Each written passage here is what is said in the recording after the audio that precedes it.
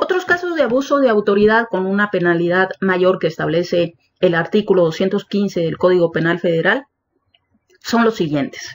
Cuando el servidor público que estando encargado de cualquier establecimiento destinado a la ejecución de sanciones privativas de libertad, englobando en estas a instituciones de reinserción social o de custodia y de rehabilitación de menores, así como reclusorios preventivos o administrativos, e incluso centros de arraigo.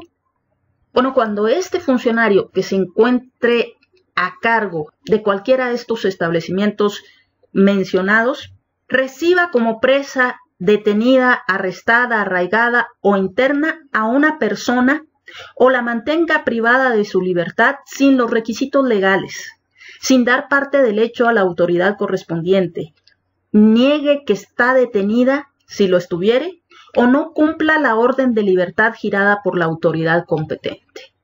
La autoridad tiene la facultad que le otorga la ley, pero con los requisitos previos, de privar de la libertad a ciertas personas en alguno de estos centros que acabamos de mencionar. Pero si el encargado de cualquiera de estos establecimientos permite la recepción de personas para privarlas de su libertad sin que se cumplan los requisitos que marca la ley, o también cuando se conceda por la autoridad competente, por ejemplo a través del otorgamiento de un amparo, la inmediata liberación de esa persona y el encargado de alguno de estos establecimientos se niegue a acatar esa orden. Tanto para ingresar a estos centros se debe de hacer conforme a la ley. Y para eso también hay registros.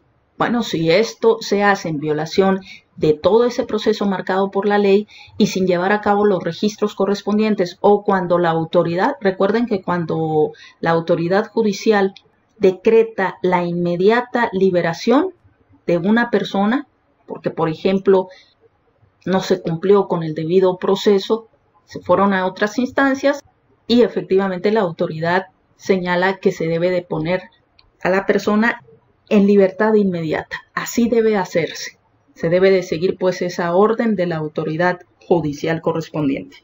Un caso relacionado con el anterior: cuando el servidor público tenga conocimiento de una privación ilegal de la libertad y no la denuncie inmediatamente a la autoridad competente o no la haga cesar inmediatamente si está dentro de sus atribuciones, dentro de sus facultades.